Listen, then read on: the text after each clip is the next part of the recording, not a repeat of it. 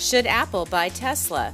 Stansberry's Dan Ferris weighed in on the issue with Fox Business this week. Today is Friday, November 1st, and this is the Stansberry Media Minute. They did it! Forget the DeLorean, Dr. Brown. Dr. Brown should try the iCar. A German analyst is now pushing for a partnership between Apple and Tesla, saying the tech giant should buy Elon Musk's car company.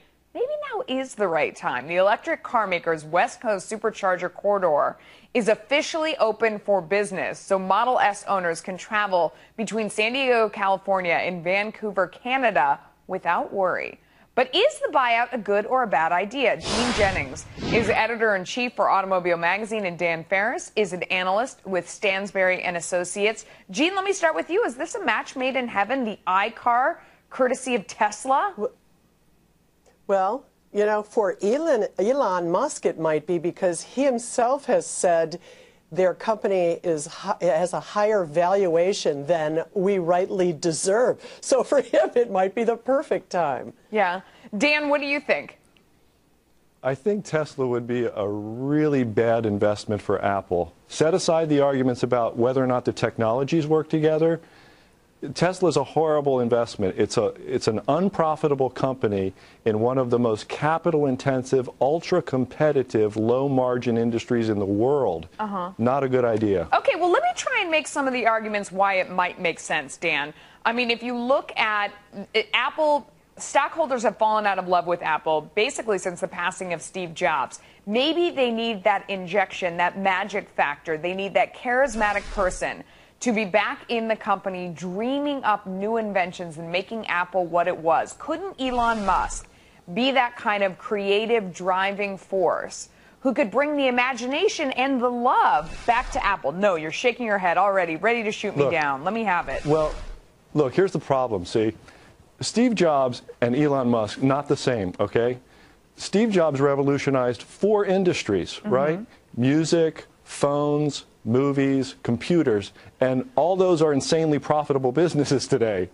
And Elon Musk is enamored with these kind of very cutting edge. I mean, he's a dreamer, right? But very cutting edge technologies, and he's not making money at it. Okay, Gene, Elon's making a whole lot of money for eBay through PayPal. I mean, PayPal was definitely a dollar home run.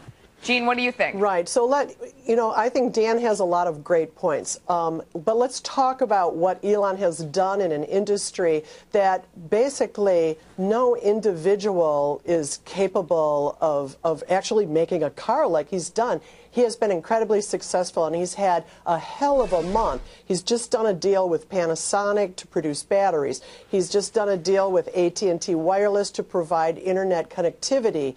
He has done his corridor, but he has done the big the trio of big moves. Number one, he got 2 of the 4 major car magazines in America to name that car.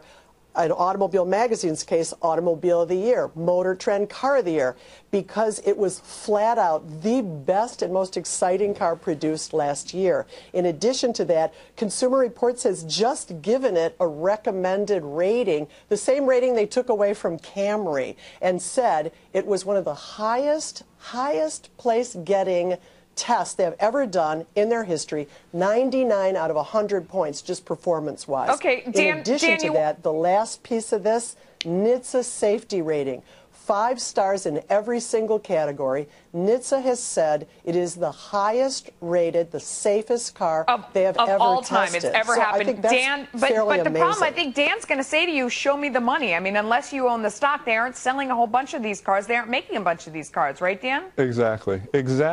You know, it's a $90,000 car. Yeah. Yeah. But here's the thing. Look, let's say the 3 of us owned Apple altogether, okay? We're bringing in $45 billion in cash flow a year, free cash flow, biggest non-financial free cash flow stream in the world.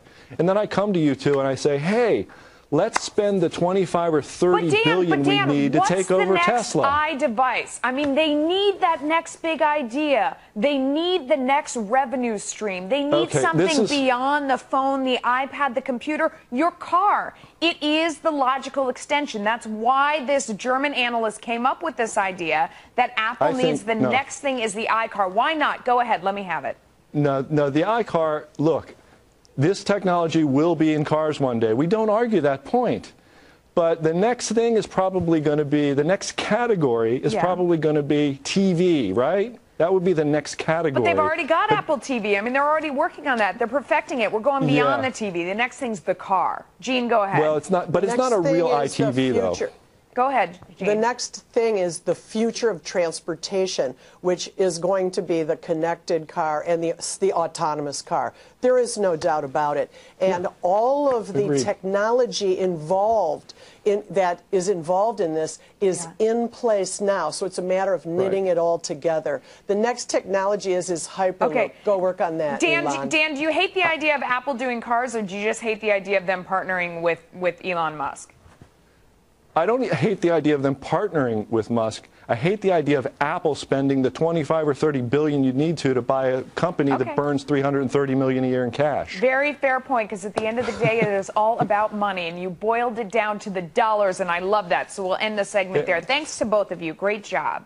To learn more about Dan Ferris and what he's saying about Microsoft and value investing, visit www.stansberryresearch.com. To get your free investment information from Dan and other Stansberry analysts, just click on the link below. For the Stansberry Media Minute, I'm Sarah Wilson.